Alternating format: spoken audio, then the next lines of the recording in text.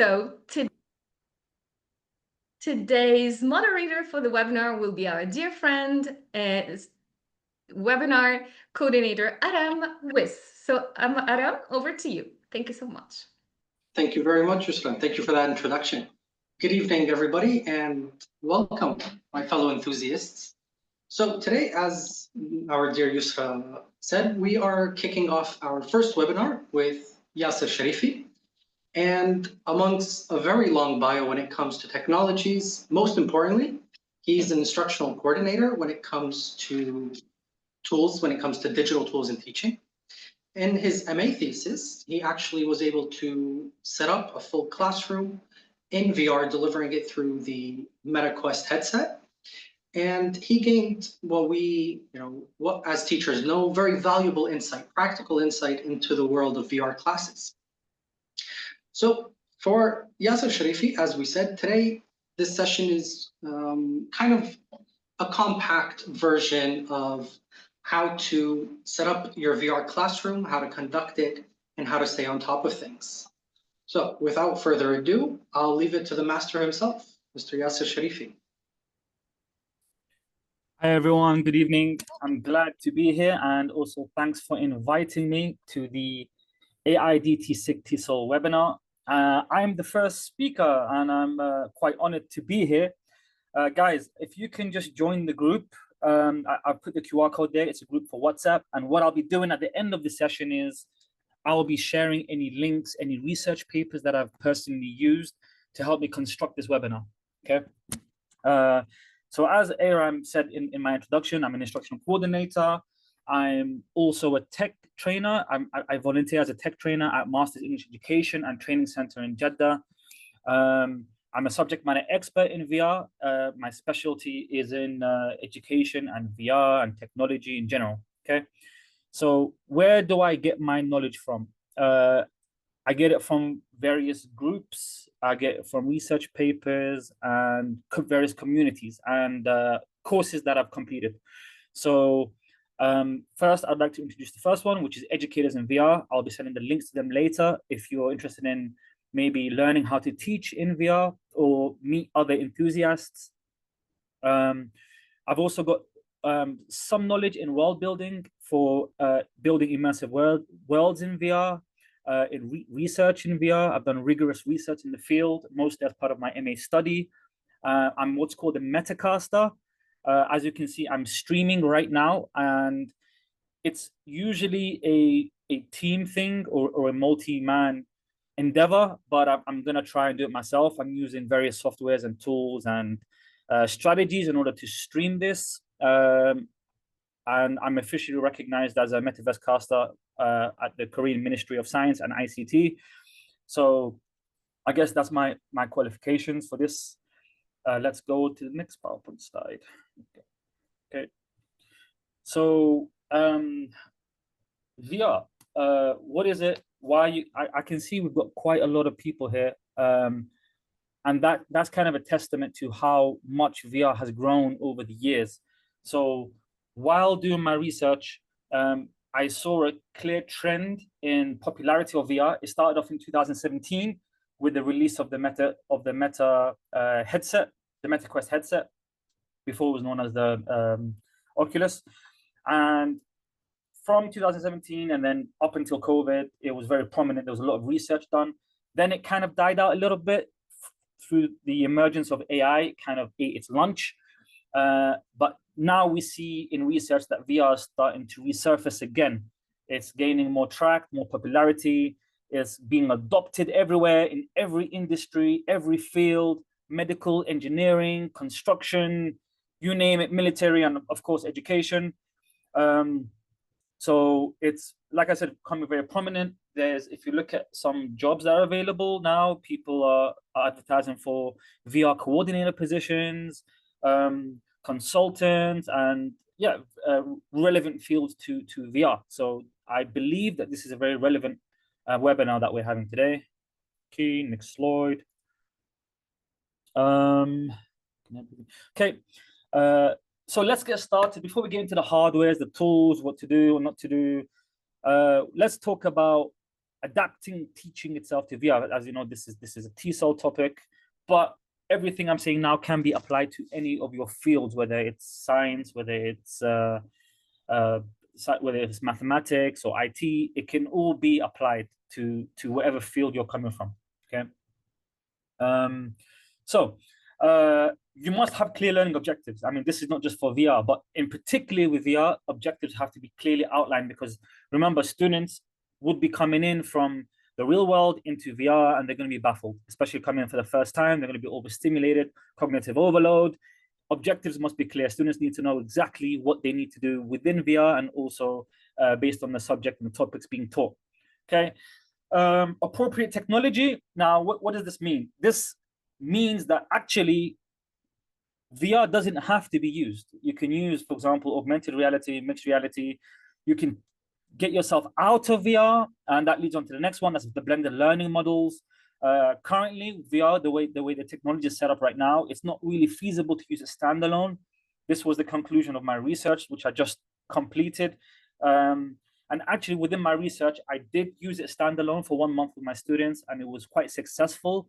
But even still, there were many components of VR, or many lessons that were done, which, to be honest, would have simply just been better to do inside the class. But it's useful. You can create any scenarios. You can any environment. You're basically a wizard inside VR. What is blended learning? Sorry, I probably should have explained that. Blended learning is when you does anyone know what it is? Blended learning, before I spill the beans. Let's get some interaction from the audience. I'm sure we've got some English teachers in here, or teachers in general.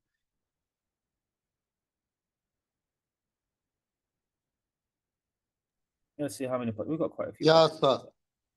Yes. A mixture between the different types of media and traditional in-class teaching would be how I would say. Brilliant. Couldn't have said it better myself, and I appreciate being nice and concise. Yes, so you can have, for example, a flipped classroom. You can have students are learning the vocabulary first inside the classroom, and then they go into VR and they maybe go inside a tour or a virtual field trip to supplement it. So that's just one example. So the students aren't just in VR. Okay. Personalized paths. So what does this mean? It means similar to what I said before, is inside VR, you're a wizard. You can literally create any environment you want, unlike the real world, where most things cost resources, money, and the materials. In this place, you can, it's up to your imagination. So that's the beauty of adapting the teaching to VR, is that even if you're a teacher and the school's refusing funding, it really doesn't matter. If you don't have to buy board markers, you don't have to buy pens, you don't have to buy props. All of that can be digitally created in order to enhance your class. Okay. Gamification, collaboration, they can go hand in hand. I had a webinar about this before. VR is perfect for gamification and blended learning. It's a lot of theories, methodologies, approaches, all of these go so well with VR. I will be sharing a research paper that goes in depth of each teaching pedagogy and methodology that go well with VR. Gamification is one of the best ones, because as I said before, you can create any game scenario. You can't really see it properly, but there's an image there that shows sticky notes that are floating in the air, and that's a game that was given to the students, where they had to kind of they were shown a 3D object, and they had to run, and they had to go and grab the sticky notes, and they had to bring it to the teacher, and there was a point system, and it ran very, very successfully. Tell you what, let me see if I can show that as I've got the images here.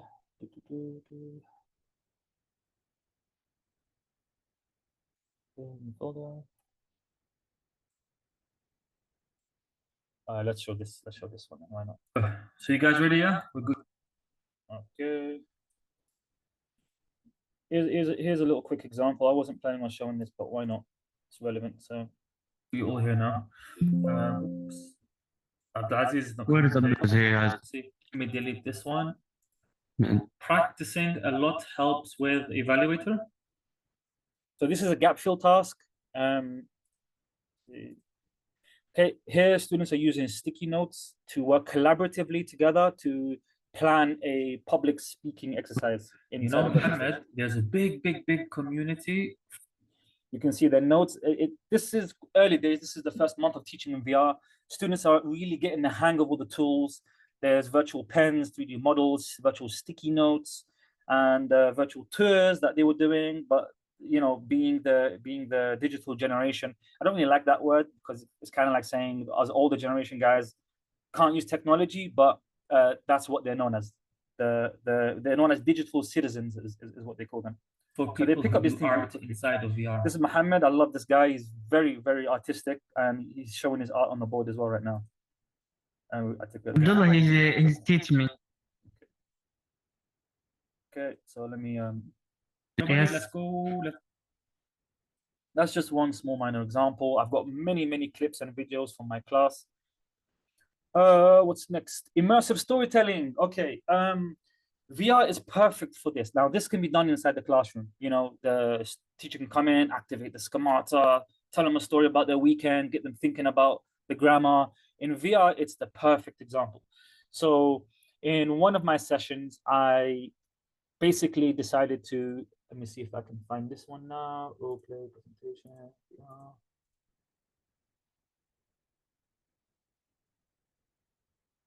Okay. Can't find a video. Okay, so I'll just describe it, no problem. So within the class, the students did watch the video of an expedition that we do in the UK. It's called Duke of Edinburgh. Now it's when we get a set of students and we take them to the woods and the countryside, and they have a map and a compass, and they have to find their way home. So I will show my students a video clip from 2011 that I did with my group. So it was very personalized. And I showed them the journey that we took in order to find our way to the campsite. Now, before this, vocabulary was pre-taught to the students, and then after which the students themselves went through their own Duke of Edinburgh experience through a guided tour in virtual reality. So I planned the lesson based on my own personal experience, and it was a storytelling experience. The students are going on a journey. And this is very personalized, and it makes the classes way more fun and way more engaging.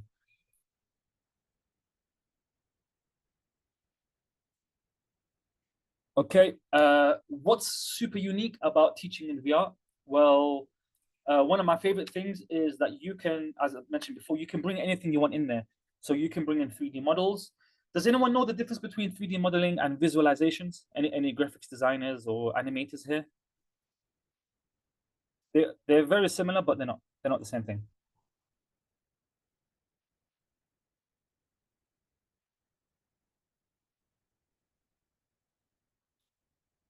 Okay, so 3D modeling is simply just the 3D design, the shape, or the model that's being generated and created. Visualization includes the storytelling, includes the animation, includes the visual effects, the kind of the effect that you want to give the students. So those are the different, and you want to have a bit of both. You kind of don't just want to produce an apple. You want it to be relevant to the story, maybe add some animations and some effects. Now, how could you do this? There are few applications and software you can use. One of them is called Sketchfab. You know what? Let me show you guys. I think I can just show you Sketchfab. Yeah, let's do it.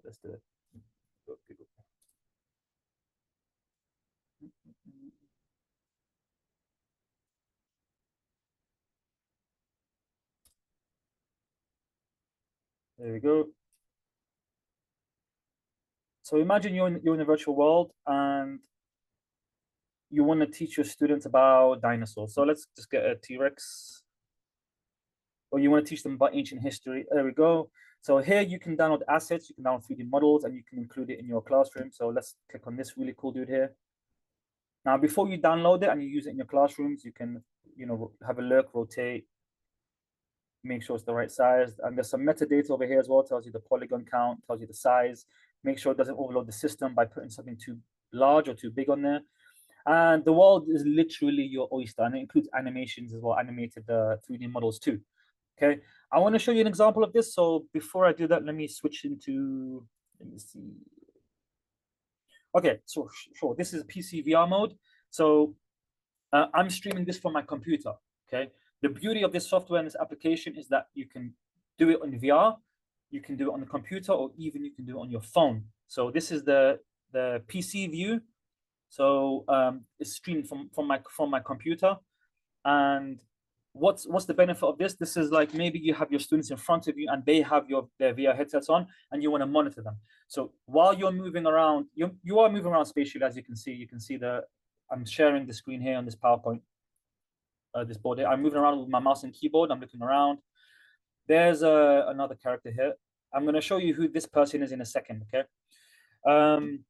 So this is my phone. This has been streamed from my phone. Here's the proof. Proof's in the pudding. And I can also move around this character with my phone. I'm looking left and right. And this was the guy that was sitting down. This was the military guy. So I'm going to go here. Just teleport by mistake, but it's fine. I'm going to turn around. And there he is. And I can also move around. I can do animations. I can do effects. Let me wave at myself. So there we go. So if I go on the other view, the PC view, and I'm going to just look up at myself,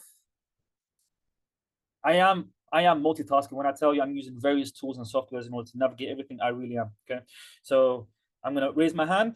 This is now down on the phone, and I can put my microphone on. I can do effects. I can put love hearts if I wanted to. The love heart's not showing. There we go. You can see the love hearts here. Various emojis. I can clap. I'm doing all this on my phone. Okay, so students can log in, put their VR headsets on. Clap lasts for quite a long time. All right, you stop that.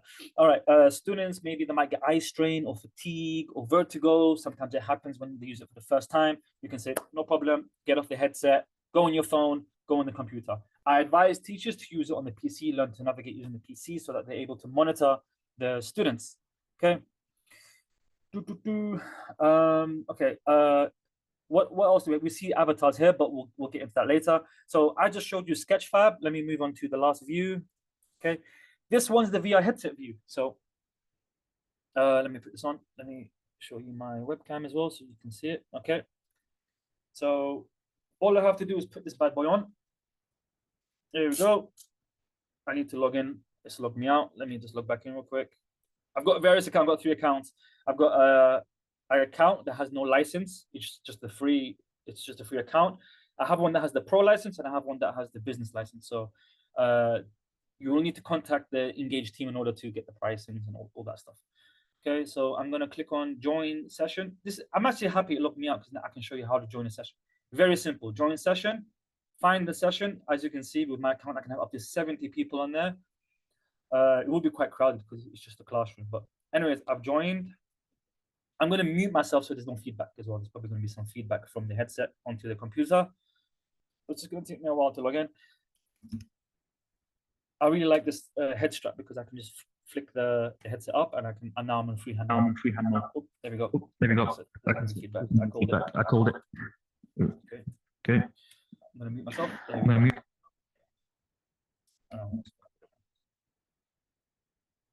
Now I'm in VR mode. That's me. I'm here. Hello. Like I can move my hands. I can let me go check out these guys here having a stare down. Now these are all me. This is me. This guy, this geezer here is me on the phone, and this geezer here is me on the computer, and me myself. I'm on the headset now, and the students ideally would want to be on the headset, and it takes a while to learn the controls and the buttons, but it won't take longer than a day. Okay, so the students will be here in the classroom. They can watch PowerPoint presentations, they create 3D models. I'm going to show you an example of a 3D model being used. So very simple. Click IFX. I'm actually quite happy the internet is working well because there's quite a lot of participants here. You can search the library and get whatever image you want. You can load an image from your computer and put it on here. You can put your company logo, the school logo. You can design it how you want. They have a content creation tool. You even have a tool where you can animate objects, and you can it's really good for those instructional designers out there who want to create their own immersive experiences and cater it to their students. Let me just pick a random object. Let's see. Oh, hippo. I like hippos. Okay. All right. Now the loading time depends on your internet speed. Brilliant. Oh, huge bloody hell. Now remember, I'm in VR, so this is very stimulating for me. There's a giant hippo right in front of me. I'm gonna just place him there. Oh, before I place it, I can control the size, make it a mini hippo. So you can kind of put it on the desk for the students to look at. You can allow students to pick them up themselves. You can disable it. You can have any settings you want. Oops. Okay. Put them down there. Okay. All right. Brilliant. These guys are still having a stare down. These guys are basically me. And the Sketchfab that I showed you, and there's also Tinkercad, various other tools. I'll send it all at the end to you. You can load them into here and literally create any experience you want. Not just 3D objects, you can also have effects. Like, for example, I'm not sure if they have this. I'm just kind of grasping at straws here. Let's see fire. Maybe I'll make like a fireball or something. Fire. Oh, there we go. They have sound effects you can do. They have plasma, fiery rocket. Let's do the rocket one. That's kind of cool. Where is it? Oh, it's over there. I think I dropped it. Yeah, I dropped it. It's over there. So rockets, you can kind of control it with the controller, so you can make it fly up. Kind of make it fly away, bring it back. There's a really cool technique you can do that not many people know about, where you basically get a chair, because students can sit on the chairs, right? You get a chair. Come on, give me the chair. We'll do this one, wooden chair, okay? Yep. Okay, I dropped it. I keep dropping it. So down there.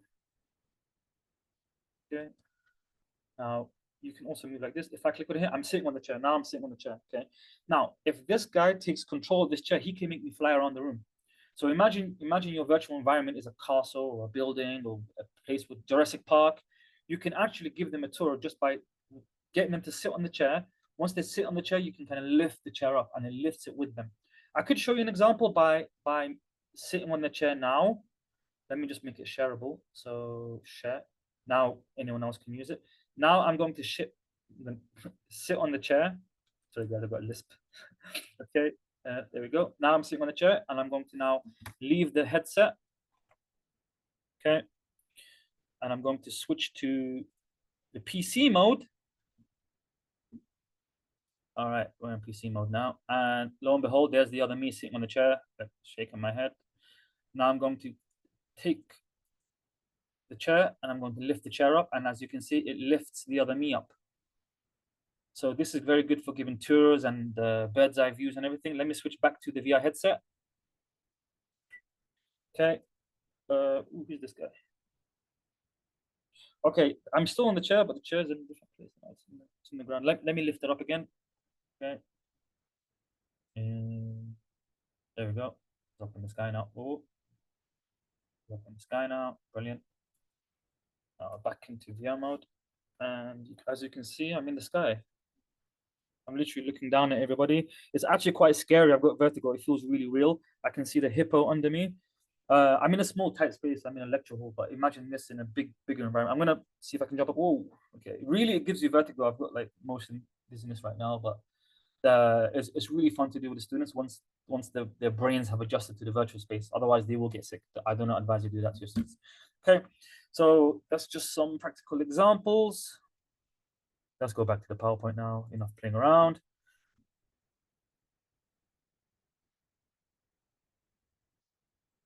Okay, so that's 3D modeling and visualization.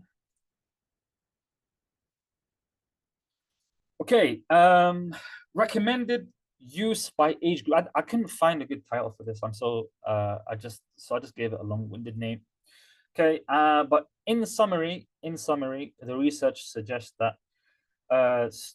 pupils or students up to the age of 12, basically the focus should be on creativity and their imagination. You know, it's VR. It's literally made for you to be imaginative. Okay, what are children good for? They're good for modeling, right? Storytelling. You know, who doesn't like a good story? It's very motivating, and you know, it's visual learning, and it sparks curiosity. Okay, like field trips. All right, and lessons. Of course, the students they need structure as well. You know, their mind to be free, but with some structure.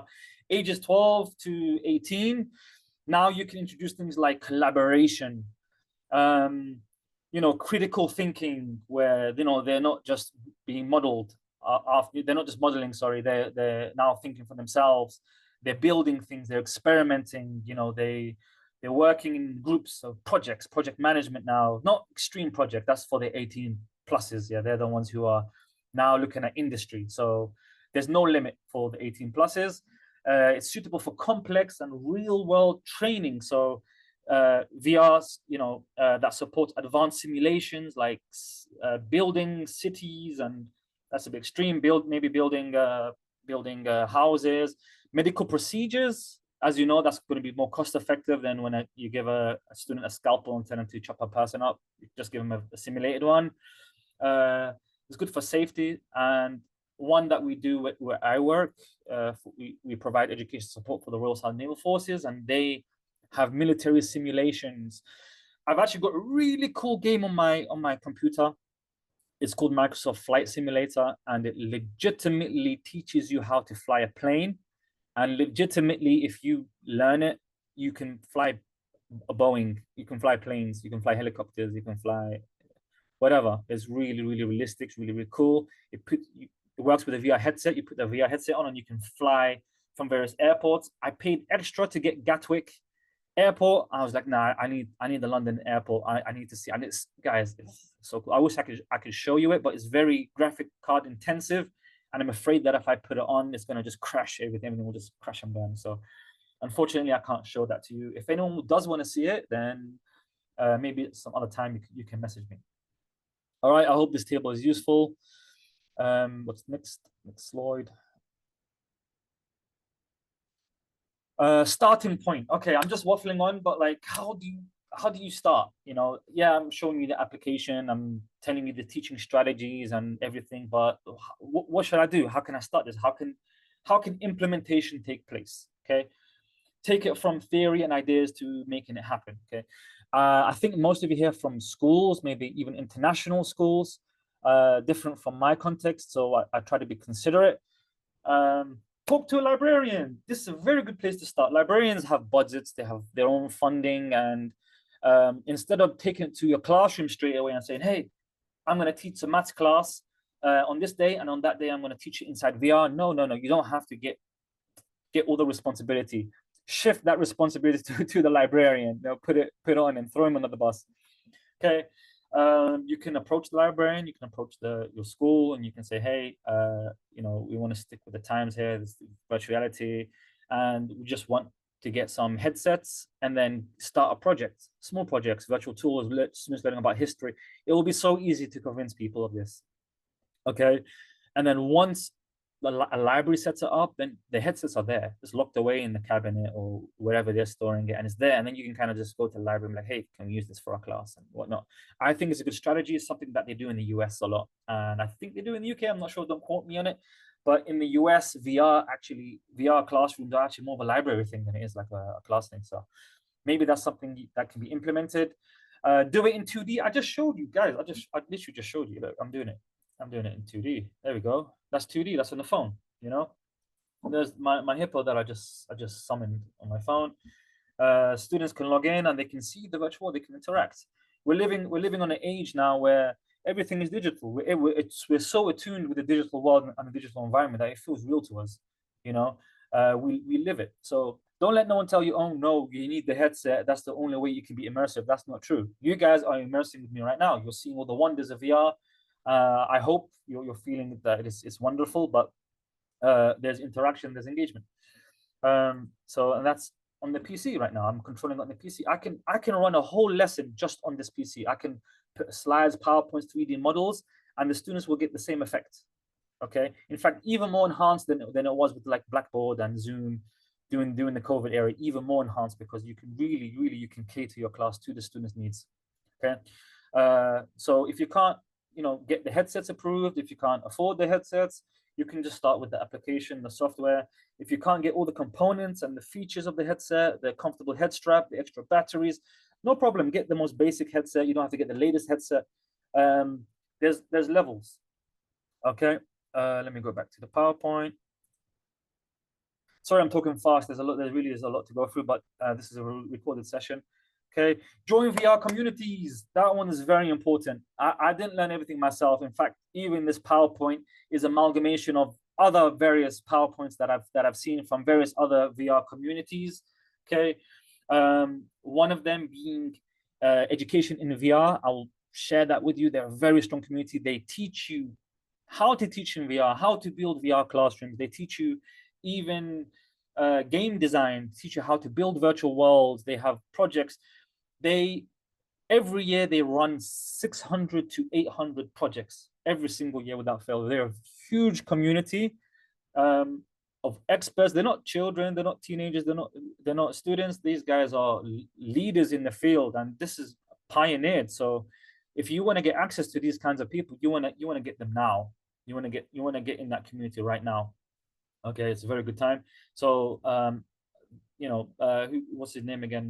Tom Furness. He's known as the grandfather of VR. He created it. He was in the Air Force. You can go, and he's like he's inside there in VR, giving a talk.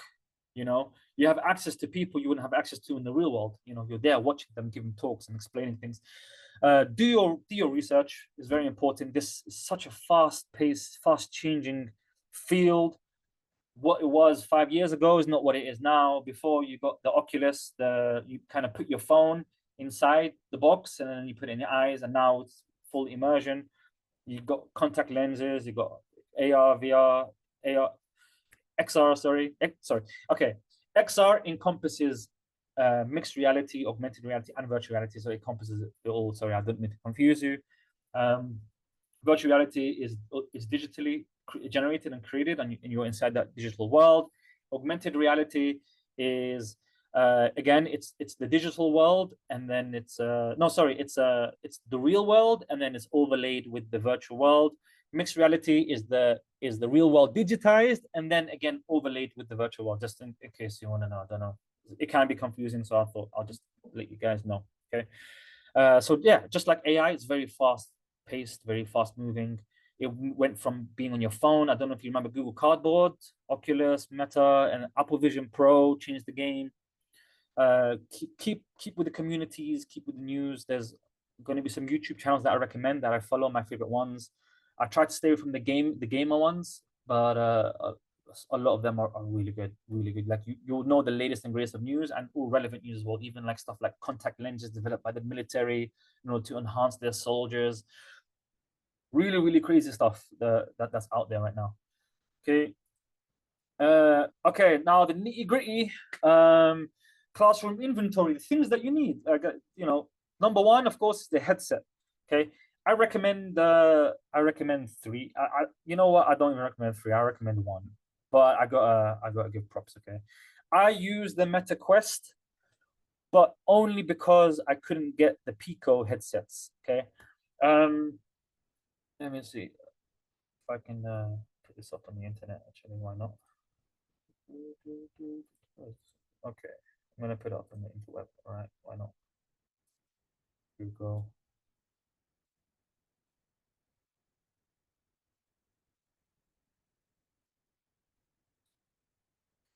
All right, this is the Meta Quest 3. It's the one that's on my head right now that you see that I'm using. It's really good. It's got good resolution so that you can see things clearly in VR. I think it's like 2K per eye, 2000 what is it, 2000 pixels. I think it's pixels. It's got good FOV. What is FOV? Field of view or field of vision? I think it's field of view, meaning you can see close to the left and the right and up and down as possible. I think it's 110 by 96. It's really good. So yeah, the next one would be Pico. Pico di Gallo. Pico. I love. Forget the headset. I love the guys who are like pioneering this. Okay. What's his name? Robert Pereira. He's the kind of the marketing guy inside. Am I showing the? Yep, I am. He's the kind of guy pioneering this thing here in Saudi Arabia. He's the. Sorry. Okay. Let me slow that down. He's not pioneering nothing. He's the marketing guy. Okay. And they recently started distributing, I think October 2024, so not that recently, in Saudi Arabia, where I currently live. And they distribute all around the world. So why did I say these are the only ones I recommend? Because in my context in Saudi Arabia, they're the only ones who are here, right? Meta is having trouble. I can't even like streaming the VR application. I have to use the Meta platform because I'm using the Meta headset, this one here. I have to use the Meta platform, but it's blocked. It's blocked in Saudi Arabia, right? I can't use it unless I'm using a VPN. So it's not really friendly globally as Pico is. Pico, and also Meta is even more popular. And even speaking with customer service, they're a little bit more dismissive. Like they don't need you. They're a very successful conglomerate, big company. If you're not contacting them, they'll just ignore you and just forget about you. But Pico are new in the game. They're in Saudi Arabia, and I've spoken to their staff. I've spoken to the sales team. Everything. They're so nice. They're so friendly. I've met the guy that's leading the distribution here in Saudi Arabia. One of the most friendliest guy you ever meet. I'll share his details with you later. And to the point where at the time when I was doing my research and I needed headsets desperately, they were late on their delivery of their headsets. Why? Because when they started shipping to Saudi Arabia, Aramco made 100,000 orders of units of their Pico headsets for various use cases. Okay, this information is not out there online on internet. This is just me talking with people and learning all these things. Okay, it's just weird that my headset. Okay, so I digressed. But not just that, various companies, various universities are doing. I'm not the only one. I am of a handful of people who is, I guess, a subject matter expert in Saudi Arabia on this. But Princess Noor University have done research on this, released a paper. King Abdulaziz University in Jeddah, they have their research on this as well. They've done, small groups and stuff like that, very similar to mine. Okay. So my recommendation is Pico, just because customer service is great. They're so friendly, and the specs of the headset is almost identical, but they got something extra.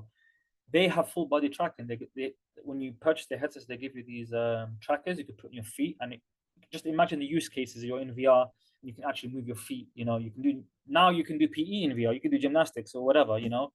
Because now you've got your feet, and your feet aren't just automatically walking for you as you move. So I do recommend Pico, and I will be sharing the information later. How am I for time? Okay, 20 minutes. Okay, let me speed things up along a bit. Let me think. Should I just talk about this, or shall I? I lost the. Oh, there we go. All right. I didn't lose it. It's just covered by this. Okay. Controllers. I don't really talk about that. Controllers are controllers, how you move around in VR. There's hand tracking, motion tracking, and again, like I said, there's full body tracking as well. Headphones, I advise, if you can afford it, it's in the budget. You also get earbuds because it helps with immersion. And also, if the students are all in one place, like as in you haven't given them headsets and said, hey, go home, you're going to be taught remotely, the sounds can kind of feedback with each other. So some dedicated headphones or earbuds as well will be very good and very useful. Strong Wi-Fi. Let me show you guys. I'll put it on talking head mode. Why not? Okay. Strong Wi-Fi. All right. Whatever's equivalent in your country, okay, you need to get one of these bad boys. Do not rely on nobody's Wi-Fi. A mistake I learned on multiple occasions. Okay. Sometimes you'll be doing events in a school, in a hotel. I've done one in a hotel, and you're sharing the bandwidth with so many other people, and it's stretched thin. VR requires a lot of internet, so if that happens, then people won't be able to connect. They're going to get lag. It's going to ruin the experience. Everything's going to be all pixelated in there. Get your own. I recommend something that's 100 by 100, meaning 100 download, 100 upload speed. Okay. This is the Saudi one. This is what's this? This is Mobily. Is this? Just take a picture of it, put it on Google, and reverse search it. Okay. Don't know what it's called, but you literally just plug it in. It's got a SIM card inside. You have your own internet, and you're not relying on nobody's internet. What I should be doing is I should have plugged this in case the internet I'm using right now, which is public, it belongs to like where I live. If something goes wrong, I can switch to this. But I put that at risk just to show it to you. So I'm risking this webinar, guys, for you. Okay.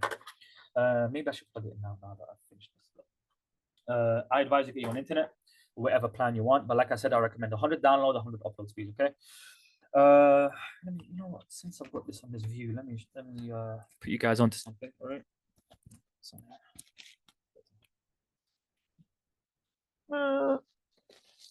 all right. This is a trick of the trade. Okay, you fellas and ladies with long hair who don't want your the oils in your hair or the hair to scratch the screens. Because when I do this, like that's the lens is on my hair now, and I've got to now wipe it and all that stuff. Get yourself a bonnet or a swimming cap or something. It's just a little trick of the trade that I just try it out. It's protects your hair. I cut a haircut. I don't know, the guys you know me before, I had really long, luscious, beautiful curly hair. Okay, but this stuff really protects your hair. You might have like products in your hair or whatever. I recommend you put this on first, and then you put on the headset, and you just pull out this goodie bag here. Right, why not? Let me put this on to you. I'll tell you what. You know what would be a better view if I use my phone. Yeah, let me use my phone. Okay, because this view that doesn't really do it. So let me switch to my phone. Phone. Okay, this is the phone. Let me put on my camera. Hold on a second. Actually, okay, let me just switch it first. Okay, camera. Okay, let me switch to my phone view. Again, I'm an official Metacaster. I'm qualified to stream in VR. I can make any experiences, which is why I'm able to do it. Usually it's a whole team doing it. You get one person controlling the camera, one person controlling the effects, the slides, one person presenting. But I've had a lot of practice. Let me clean my lens. So, okay. Guys, can you see that? I don't know if you can see that or not. I'm just kind of showing my camera. Okay, so this is the kit that I have. Guys, if you have an issue seeing it, because I have reduced the resolution of the stream just to, again, bandwidth. No, it looks good. But okay, brilliant. Okay, so this is all the kit that you need, right? You can get everything in here, or some things in here. You can just get the headset, right? Or you can get, honestly, it's up to you. But hygiene and cleanliness is big thing, right? Big thing. I learned that the hard way because when I finished my project and I finished teaching in VR, I got a lot of stinky headsets back, right? And that's on me. Okay. So first things first, you need a really long cable, USB Type-C cable, 2 meters long. You need a plug that fits in. Why? Because students might need to charge it and they might need to move around, or they might need to, the plug might be far away. So I recommend a long cable. We'll look at prices and stuff later, okay? You want to get one of these bad boys. This kind of protects from sweat. If you're doing like a sweaty activity in VR, you put this on the eyes and then you put the headset on top. I recommend it. You can get disposable ones, you can get cheap ones, you can get whatever ones. What's next? Sorry guys, I know this is a bit weird, but it is what it is. And little extra stuff, like here's an extra plug, just because here's extra batteries for the controller. I also recommend, I've got it right here somewhere, just stretching so I don't, okay. I recommend you get one of these bad boys too. This is, what is this? This is a, bloody hell, brain fog. I need more vitamin D. Oops, sorry about that. It's a battery charger. It's a battery charger. Yeah, you charge your batteries on this. That way you don't have to keep buying thousands and thousands of batteries. You just put it in there and you're sorted. Let me put this in. I'm making a mess of my own stuff. Of course, the headset itself and the thing that it's in a bag, right? It's in a bag. This is for transporting, and you can get like cases for like multiple headsets. I do not advise that. They're heavy. Transporting them will be crazy, because I could show you that they have like services where they will, like, it's for VR, but I've seen them all, they're heavy. You need something to wipe it down. You need a process. Like I've got this cloth here. I hate this cloth. It feels weird. It's like that feeling when you like use chalk on a chalkboard. It's that feeling. Oh, I don't want to touch it, but I'm put it away. Okay, I've got batteries, controllers. That's it. It's really as simple as that. And that's this thing here. You close it. It's protected. It's a hard shell case. You can put it all in a suitcase. And let me show you that now. Wait, am I missing anything else? The headphones. Okay. PowerPoint. Okay, I've got some videos. Let me show the videos. Okay. Aha, yeah, I knew I forgot something. Blimey. Photos. Just how am I for time? No. Okay, let me hurry up.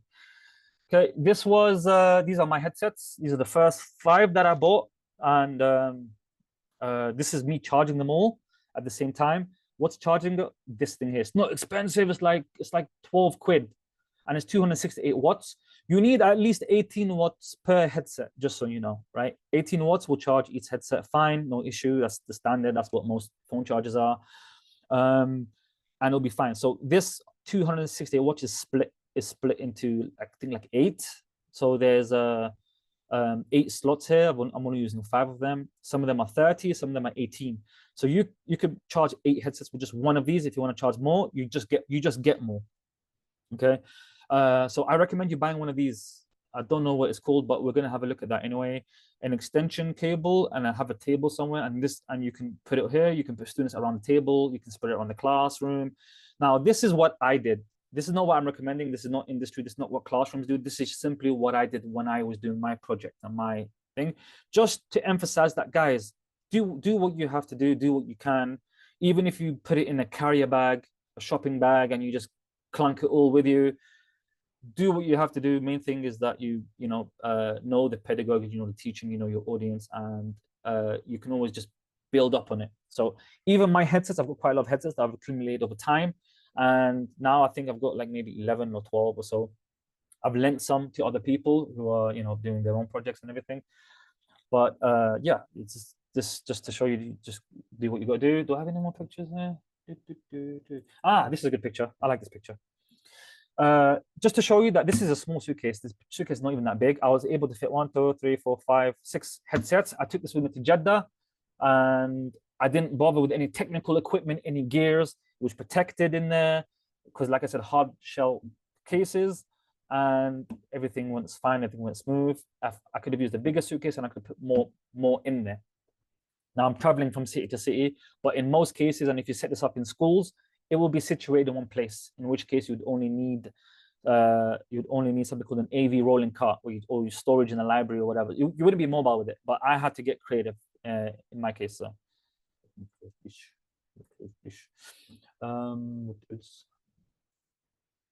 this is a video. So here are the 8 headsets. Okay, this is just me showing Got off. 5 So MetaQuest enjoy. 3s with the Elite strap. We've got 2 MetaQuest 2s. So I'm showing my old ones, my new ones, showing Got a different MetaQuest models. Pro. That one's for me as a teacher, and all the charging. Ah, there we go. You can see that 1, 2, 3, 4, 5, 6, 7, 8 charging ports in from this. I highly recommend this thing. This thing was a lifesaver. I bought it last minute. I was thinking, how am I going to charge all these headsets? What am I going to do? I came across this and I was so happy. As you can see, no fancy equipment, no fancy tools, just a bunch of headsets and accessories that go with it. I was being extra. I did the splurge. I did go over the top. You don't really have to do all this, but the main thing you should focus on is cleanliness. Make sure everything's clean, because students sweat and they don't really know the procedures. It was my first time doing it. I really should have had a checklist. I really should have had a process for them to cleaning it. It should have been included in orientation. It wasn't, but whatever. We learn from our mistakes and our experiences. So it's all good. And this is just a fun picture. I don't know why I'm wasting time showing the picture of me showing the suitcases in the airport. This is another trick of the trade. You just stick a plastic bag on there so you know what's yours. So this suitcase had all the headsets, and this one as well had all the remaining headsets. And I took all this with me to Jeddah in order to teach the students at Meet Act Center in Jeddah. It's Masters English Training Center. Yeah. Okay. Am I missing anything?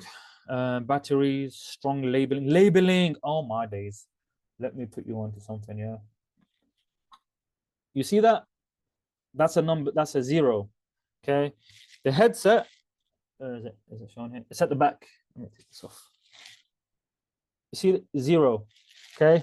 This was the best thing I ever did, was label it, because the controller sometimes will be over there and the other controller will be over here, the headset will be over here, and the last thing you want is mismatched controllers and headsets, and then also you give it to the students and then they swap and they and then it's all jumbled, and now you got to figure out which one belongs to which by switching them all off and on. Label it. Okay. Another thing at the end here, it says account emails. If you haven't set up a kind of like a management tool for the headsets that helps you control them, we'll get into management tools later. Okay. And you can only use the accounts, because when I first did it, I didn't use a management tool to control the headsets. Each one had its own email, each one had its own account. I had to hide Instagram and Facebook and all these games on there. I had to hide on the app, but students can easily just download, unhide it or open it again. It was like free for all. It wasn't really done properly when I did it the first time. But if you stay organized, you have all the accounts on a piece of paper. You can print it out. You can have it on a notes file on your computer. Do not lose the passwords. The last thing you want is the student saying, hey, I don't know the password, and then now you got to fumble around looking for it. Guys, I've been told I talk fast sometimes. If I'm talking too fast, let me know. I'm just kind of rushing here. Cleaning, storage and labeling. Again, storage and labeling kind of go hand in hand. You know, it's so weird. There's so many people with my name. Why? What, is that a mistake? All right. Anyways, I think I covered everything. Let me look at my notes. Okay, battery storage, AV rolling cart. So you see the. Oh, I'm not in the right view here. Let me go in the right view. You see this lady, this lady over here, respectable young lady here next to the cart. Those carts are very useful. Okay, for rolling it. Maybe you're in the library and you want to move it to the classroom. It's not really for traveling, but it is for moving like within the institute. You know, you put everything there. It's got a space for the labels, got a space for the headsets, the bags, everything you need to take where you want to go. You can look online; they're quite easy to find, and there are some niche VR headset accessories for storage as well. You can have a look at for schools. I wouldn't advise you using those for traveling at all. All right, back to the. Oh, we are already in the PowerPoint. Brilliant. Okay. Okay, classroom etiquette. All right, you gotta teach the students to behave inside VR. At the end of the day, it's still a classroom. It's not a game. Students are there for learning. Okay, school policy applies. Safety regulation all apply, even in the virtual space. Okay, you're not immune from this. So last thing we want, we can see from the picture. The last thing we want is one student smacking another student across the face because he's flailing around in virtual reality and the other one's not watching. So you want to make sure there's enough space and maybe even have a safety check sheet. For example, make sure there's no cabinets floating around in the sky, or there's enough space, and you know, little quality assurance that goes a long way, you know. Do I have something? Okay, let me show you a bad example. These were my students doing their orientation, and I spaced them out, and I basically told them, guys, don't move, just stand still and stay in your area. I kind of I told them to stick their hands out to make sure there's enough space. I spaced them around the classroom, the room, and then made sure, and then they all went through orientation. Each one of them had enough space. The only person in danger was me, as I was ducking and weaving around them in order to get that recording. But apart from that, it was, oh, these two are actually quite close to each other. I think this guy could have maybe smacked. No, I did make sure there was space, but they might be able to high five each other if they connect in the right time. But apart from that, it was quite successful. No danger happened. What's next? Appropriate avatars. Guys. Okay. Let me do this one. So I use the phone as an example. I use the phone as, oh, it's locked me out. No. Okay, give me a second to log in. You're probably gonna see my password, but in all honesty, it doesn't matter. This is the free account. Well, help yourself to it. Okay. Oops. What was it? VR class student 0.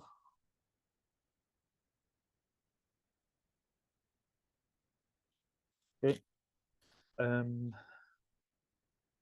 So this is the phone version, and it also applies to the. You know what? I'm going to show you the complete view. Okay. I'm going to show you the complete. You're going to see the VR version. You're going to see the phone version, and you're going to see the computer version. All right. Let me do that now for you. Is it this one? Okay.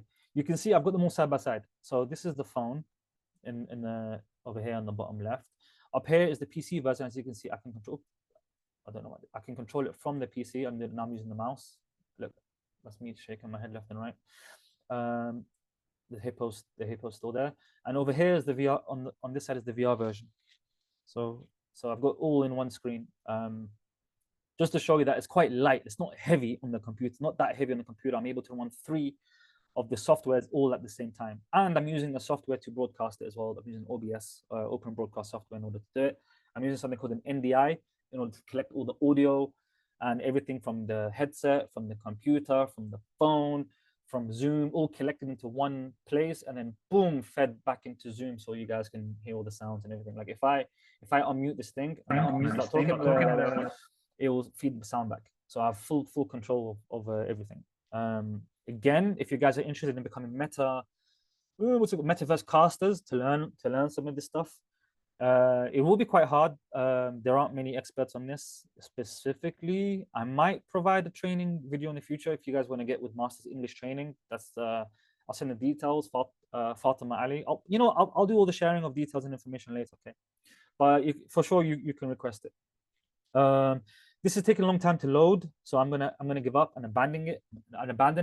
that's fine. Guess what? That's the whole point. We've got backup. We've got the phone, we've got the VR headset, and we've got the computer version. I'm gonna pull up the computer. No, the computer version is the host, so I cannot leave the computer version. I will do the VR version. Okay, let's go back into VR. Okay. All right, let's mess around with that. I love the VR. Oh, he's a good boy. He's a good boy. Oh, aggressive. All right. I think I need to leave. Do I need to leave? I need to leave. Okay, I'm gonna leave. All right, sayonara. Bye. Okay, it's taking me back here. Are you guys okay to stay for another 20 minutes or so? There really is quite a bit more. So I haven't even shown the AI stuff yet, the AI avatar and the AI bots and everything. Honestly, if I did the whole guide, it will probably take a week of intensive courses. I'm trying to get this done as an overview. It's quite difficult. But Yes, speaking of I think we can take this for another webinar, the AI stuff. So I have a question, Yassir, from some of the colleagues in the audience. They asked you a question. Do you think it would be effective to create imaginary audience to help students to manage speaking anxiety? So what do you think of this, Yassir? I mean, students aren't silly. I mean, I think they can tell the difference between that and not. It might work. It's not something I'm familiar with. It sounds pretty cool actually, because they say sometimes if you're nervous, you just imagine everybody in their pajamas. So like the imagination and the idea that someone's there might help. And as I was about to get into with the AI audience, it might even be even better if the audience itself was AI. So they're actually responding and they're looking at you, they're practicing. I want to show you a video of students doing their presentations. Okay, let me show that to you now. أدي نفسك ماشي. I'm sorry. Okay. I was nervous. Good. There's I no was nervous in nervous. Toastmaster. My brother. Oops, sorry, this is showing the wrong thing. Because remember I switched the view. Okay, there we go. So in this view, I'm using my fat face. I'm using the computer, and my students are using the VR headsets. So There's no nervous in Toastmaster. So he's the artist. If you remember, he's the guy that was drawing on the board. Look behind him is a prop of Mona Lisa, and he's going to present. He's been timed. It's all Toastmaster style, and I'm just going to skip. Okay, this guy's avatar is a space suit. Now that's not really appropriate, but it was for a study, and I wanted to be comfortable, so I let them off. The appropriate avatar is very important. Okay, if it's you're teaching military students, you want them to have a military outfit. If you're teaching school students, it all depends on them following the school rules, to be honest. Okay, this is Azuz, beautiful guy. He's doing his presentation, he's talking about chemistry. He has a prop there of an atom. I don't know if you Huge thing. Hydrogen. And I love the chemistry very much. And so yeah, he's here in VR presenting. Pretty cool, right? It's pretty awesome what you can do. Now, again, this entire project was collaborative, it was engaging, and it was all done solely in VR. There was no blended learning, there was no flipped classroom. Every single activity, the note-taking, the planning, the working together, the building, standing on stage and talking in front of the audience, all of it was done solely in VR, which contradicts my study, which kind of recommends no, there needs to be blended learning for reasons. Maybe when I publish it, I can kind of show you, but it does work. You can. It's just kind of hard a little bit. You really have to design everything to a T. Okay. As you can see here in the stage, I put the logo of the school, or the institute, the language center that was allowed me to use these students. That's Masters English. That's who I'm associated with. I'm currently a tech trainer for them. They are very well aligned with Vision 2030 and applying AI and technology into schools. So if you're in the audience and you're a school, or even you're a teacher and your school's kind of like, hey, no technology, no computers, no whatever, contact them and they can set up a whole training plan and everything to, they're already doing it. In fact, there's one going to be in August where teachers are going to be there. It's in the school and they're going to learn how to use AI and incorporate into teaching, all in line with Vision 2030 in Saudi Arabia. Okay, I have gone over time. I think that was a good time to stop here. Oh, guys, check this out. I got tomatoes, and this was kind of bad. Like, the whole point was like to throw tomatoes at people. So like, I gave a whole speech about, guys, don't worry about the audience, even if it's a negative thing. Just focus on yourself, even if they throw tomatoes at you. And lo and behold, I put some tomatoes out and we started throwing them at the people. And then we got flowers, we start throwing flowers. This is a prop bow and arrow. This is a student in backstage all the props they had, the 3D models, in order to help enhance their presentations. You cannot do that in the real world. Who's going to bring a bow and arrow to them when they're presenting? Who's going to bring the damn Mona Lisa with them? Nobody's going to do that. I've still got more of my presentation to do. We'll save the AI stuff till later, okay? Okay, just quickly, distance has to be good. Please determine whether students have to stand or sit. Make that very clear. Make sure there's enough space. Make sure there's respect. Don't let the students touch each other.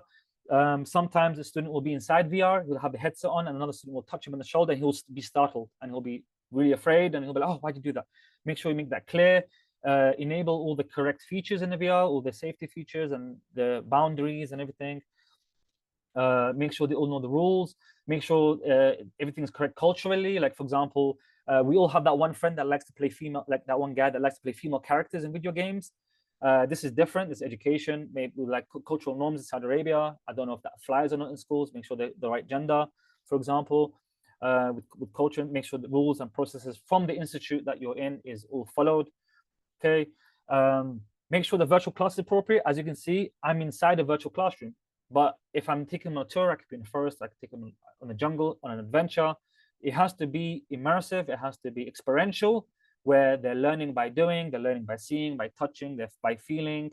The correct platform is used. This is the Engage platform that I'm using right now. The one that I showed you is a very good platform. There's other ones. There's, for example, Spatial. That's just coming to my mind right now. I know there's more. Just got brain fog right now. Make sure they're playing age-specific games. Okay, if they're young, make sure it's not online, it's not multiplayer, it's safe, and all that good stuff. I'm kind of just running through it right now.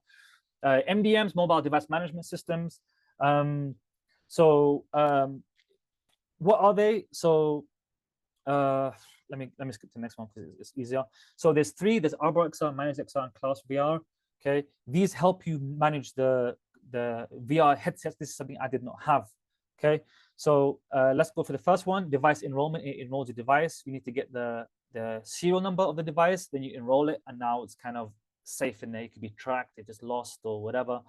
The users are all have accounts in there. It's secure because it automatically sets up the data protection and the management. All that stuff is automatically within it, and it makes sure that you're compliant. For example, it might block certain apps, social media, and it has something called kiosk mode. If you look at this one, remote, maybe pen up, laser pen, okay, laser pointer, okay.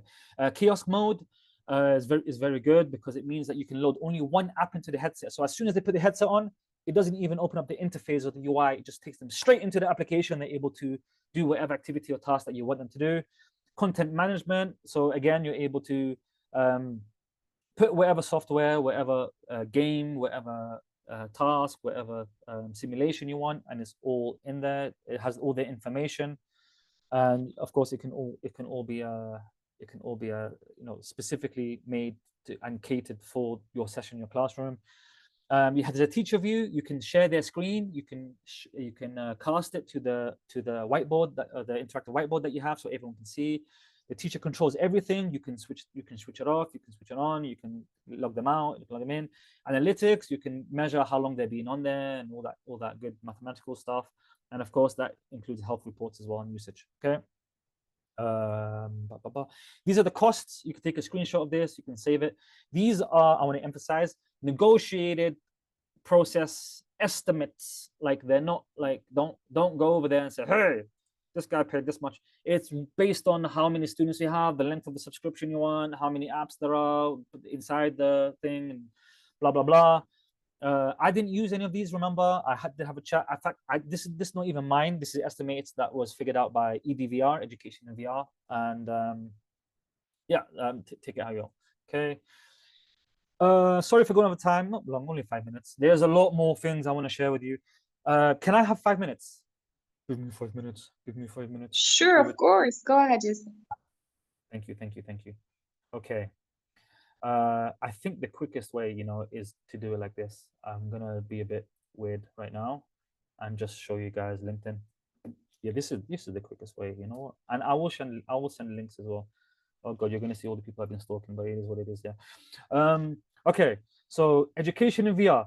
If you want a community for virtual reality, right? You want to know the latest news, you want to meet all the researchers and everything, you want to talk to this person. Laurel Van Foshan. Check her out, okay? And also join the Discord group, which is this one. This Discord group right here. Ooh, okay, that messed up. Okay, I'll share the link to it as well. They have training, teacher training, how to build worlds, literally everything possible thing related to VR, and these guys will train you everything. Okay, if you want to build your own world, like you want to be able to be the guy that goes to a company or goes to a school and says, hey, I want to make you an experience, tell me what you want, I'll build it for you. You want to speak to this person. You want to speak to Kaylee Powell, okay? They run something called the Zoe Immerse program. I'm in it right now, and it's so cool. I'm like building interactions and everything. And one guy, he built a lesson for like medical students and everything. It was really cool. I'm in the program now. It's absolutely amazing. She's the like co-CEO with someone called Emily Jolie. Where's Emily Emily, where are you, Emily? Find you. I'll find you. She won't hide from me. Emily Jolie, as you can see, they own the Zoe application. I wish I could show you. Like, I really want to show you. I don't have time. I would like load it on the app right now, and I'll build something in front of you, and you can see the interaction and how amazing it is. Okay, applies to every single field. Okay, and it can be. They teach you how to export it. Okay, as an SDK, how to put it inside the VR headset and use it. You've built an app inside virtual reality, and it only takes 4 months, guys, because they have their own plugins, and it's like no code or nothing. It's amazing. Okay, if the Engage platform, if you want to know about pricing and all that kind of good stuff, Thomas Crick, he's the very nice guy. One time I was like really shy. I was like begging him. It's like, please give me the license. I can't afford it. It's like $4,000 for the year. They changed their licenses. Now it's $100 per month or something. No, per year. No, it's, I don't know. I don't remember. No, yeah, it's $100 for the pro license per year. Okay, that's 10. That's or it's like or it's $10 a month, and you get the pro license. Okay, where you can have like 10 people in your class. Okay, this guy was so nice. I was like begging him, and he was like, you know, like no, but he was so nice to me, and he was like, look, you're still like a loyal member. You've been using our app for like 6 months now, and whatever. Like we're here to help you. And even when I was teaching and I was using Engage, one of their his name was Jacob, one of their staff members. I used to bother. I used to go to like, how do I do this? How do I do that? How do I show a video? How do I make 3D objects? And they would help me step by step. They didn't have to. They're based in Ireland. The Engage team, I promise you, the most nicest, most genuine people you'll ever meet in your life. You'll love dealing with them. Okay.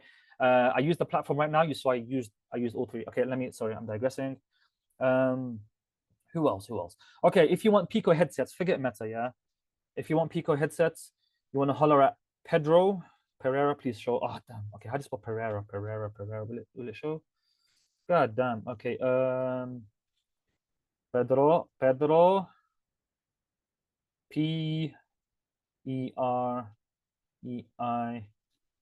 Did I find him?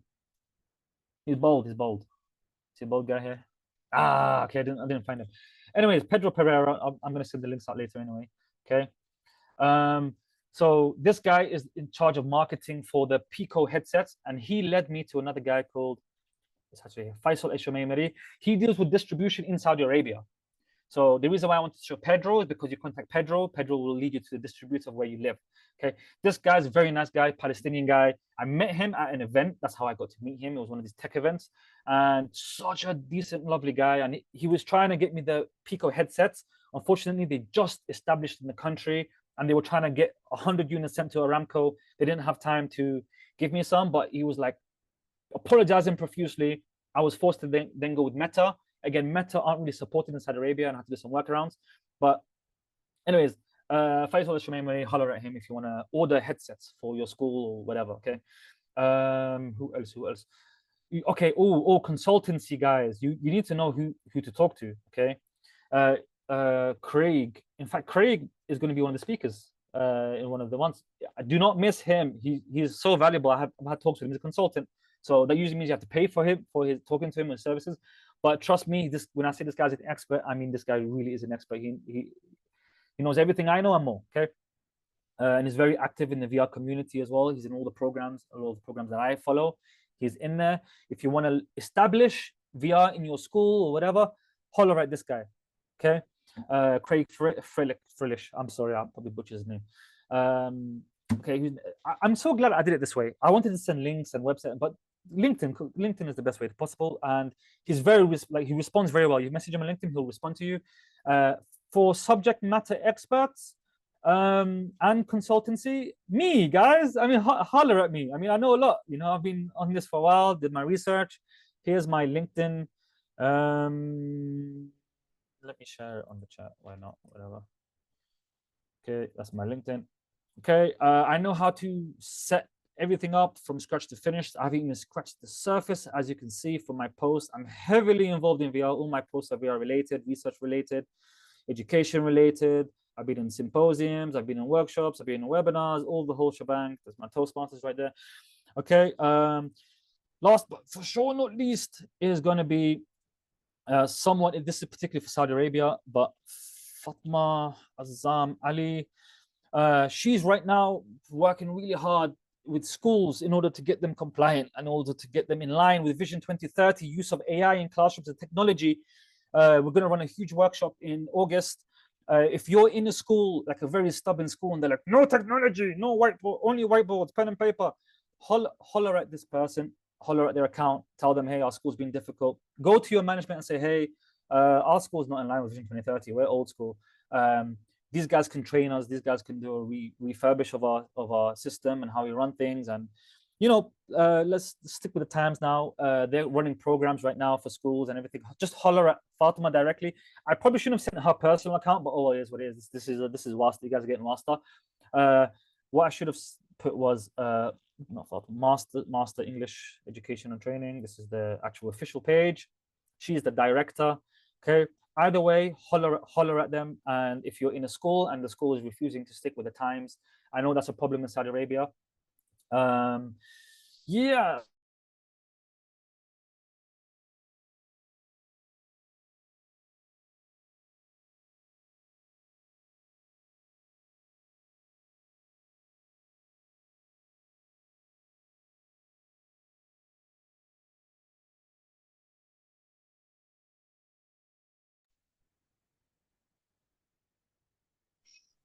Thank you very much. That's We it. can. I'm sorry.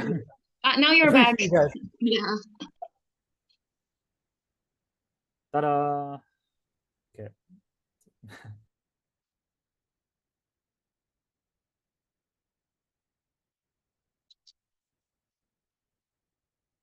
Back over to you.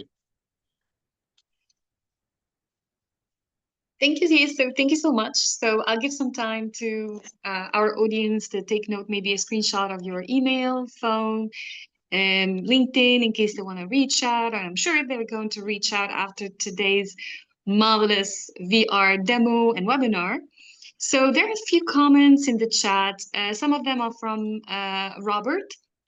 Robert was asking about details about engaged, so about controllers in the game, in the app of the game. So can you specify, please, if this can be used, for instance, manually, or is there a specific set, just like what you mentioned for engage and the photos you showed us? Thank you, Yassir. Brilliant. That's a good question you have here. So engage is very well established. That's why it's the only one really I recommended spatial as well. But engage, forget all the other ones. Engage is so well established. They've got such a great team there, always improving it. There's like updates all the time.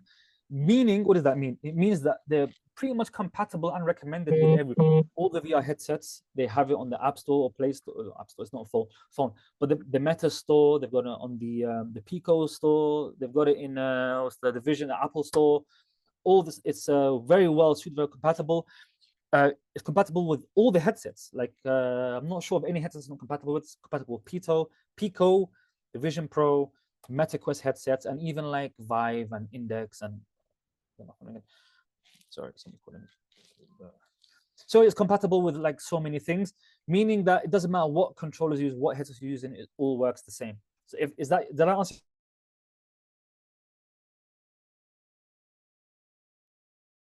Yes, I think so. We lost you a little bit. Not sure if you still can hear us, Yassir.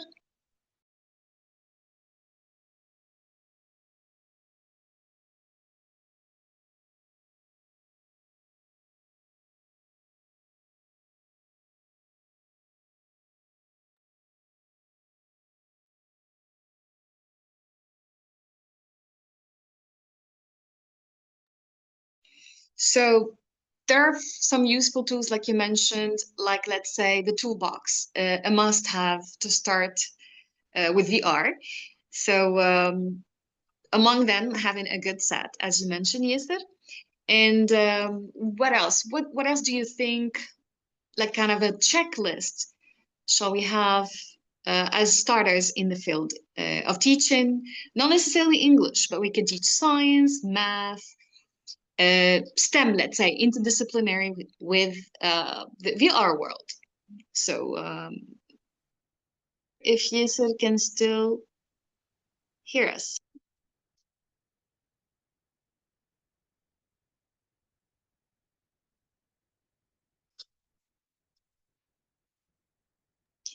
Aram, I think Yassir, we lost Yassir, but we still have him using the other account. I'm not sure if still Yassir can hear us.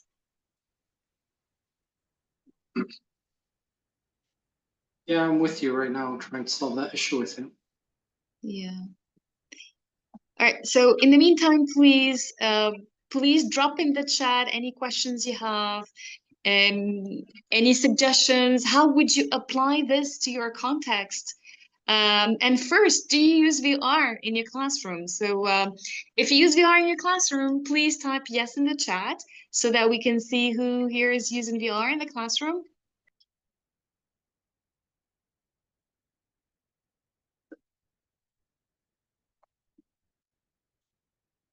It's a very narrow audience that is actually using VR right now.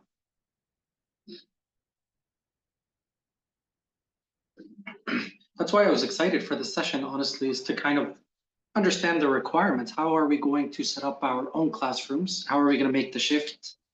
I mean, the COVID shift onto Zoom and online meetings was a big shift, and those have kind of become yesterday's classroom in comparison to the XR world that is today. So I think very, very few people are in the VR world right now teaching. Yes, so I think, like Yassir mentioned, there is a starting point. It's like not everyone can afford a VR set, but at least there are some websites that give you an immersive experience, which is a decent one, like Engage, for instance. Engage is amazing at the level of controllers, so you don't need really to be user-friendly a lot with it. But for an improved experience, having a set, I think, is the next step. But as mentioned in the chat previously, you know, some regions in the world, you know, with limited resources, sometimes they don't have access to this, but at least they can still have access to free platforms that we're going to explore throughout these webinars all together with our upcoming speakers. So, and this is just the beginning. This is the first webinar, as we said. So please, I would like you to deliver your feedback. So there will be the feedback survey in the chat that we will see it in a moment. And we would like to hear from you, not only through the feedback survey, of course, through our community, which is extended through Facebook, Instagram, LinkedIn, and WhatsApp. So as Yassir said, in the WhatsApp group, he'll be sharing all the resources and everything related to today's webinar. I hope you enjoyed it, and we still, for a few minutes, welcome your questions in the chat, and we'll be dropping the feedback survey in a while. Thank you. Over to you, Aram. Thank you. Thank you very much. And Robert has dropped it actually into the chat. So if anybody could click that link, give us some feedback. We would love to hear from you. What can we do better? How can we improve? You know, this is just webinar number 1, a series of long webinars for, you know, planned for the entire year. So there's a lot yet to come.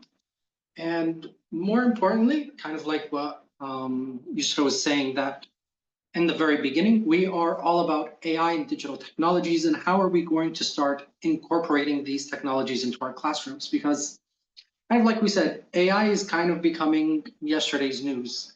We've explored it extensively, we've learned how to use it extensively, but we want to kind of focus on the more practical sides of the let's say, nearby future or upcoming future in terms of these technologies. So it's going to be phenomenal. We advise you to follow us on our WhatsApp group. We have a group for members, and we have a group on Facebook. We have Instagram. We're live on all platforms, LinkedIn as well. Follow us. There are much more to come. I don't know if I'm going to disclose all of the surprises in today's session, but let's keep a little bit for our online audience to explore. So kind of like what Yassir said before, he was kind of risking his internet connection, going with the public Wi-Fi for the sake of showing us all of his devices and his techs, which, you know, that's a thing that we always have to be kind of cautious about when it comes to incorporating technology into our classroom, is that, you know, technology is out there to get us most of the time or some of the time. And these things happen. We just have to be well planned. We have redundancies, and we do as much as we can to make it work. And, you know, despite that, as Murphy's Law goes, everything that could happen will happen eventually. So no worries about that. We wish we could have had Yassir kind of just close and thank him so much for his energy, for his knowledge, for his experience. Like I mentioned in the beginning, his passion came from applying these in the real world, in the classroom. So he went through all of the nooks and the crannies so that we don't have to, and shared them wonderfully today. And he could have probably went on for another week live as we were here. I really could have. There you are. Is there? Great to have you back. Oh yeah, I've been here for the past 10 minutes. Great to have you back. So Yassir, if you want to kind of like give out your final address, and we very much thank you. I mean, I thank all of you guys for listening. It's always nice to, you know, go in on your hobbies and to share your knowledge with people who are interested. It's a good field to get into if anyone's interested. I have an open door policy. If anyone wants to come in, have a chat. I'm not going to charge you. Just come, have a chat. If you're interested, I can head you in the right direction on where you want to go. If you belong to a school or an institute or anything like that, and you want something set up, I'm more than happy to offer guidance on this. And just again, just thanks everyone for participating, and I'll see you in the next one. Thank you so much. Can't wait. We hope to see you in the rest of our webinars as well. Great. Nadir Yusra, as our AID chair, I will hand the floor back to you now. Thank you so much, dear colleague and Aram. It's a great pleasure actually to be part of this community. And our community, the AIDT community, is expanding, as I said, on social media. And we have a lot of surprises for you as contributors to this community, because the community is you. So we have, apart from webinars, as I said, other events. For instance, we have the competition the start of the month, and we already have 2 winners. One for July and one for August. So please do not hesitate to share your videos with us about tech tips, about how you teach in the classroom. So share your knowledge with us, and you'll be having the opportunity to be featured on our channels, all of them. So with that being said, thank you so much, everyone. The certificates of attendance will be handed over to your email address within 15 days max from today's webinar. And also the recording will be available on the YouTube channel. Thank you a lot. Thanks a lot. And please tune in for further surprises and updates about our AIDT SIG. Please do not forget to fill in the survey feedback. It's through that feedback survey that you'll be receiving your certificates of attendance. So thank you, everyone, and enjoy the rest of the day, and goodbye.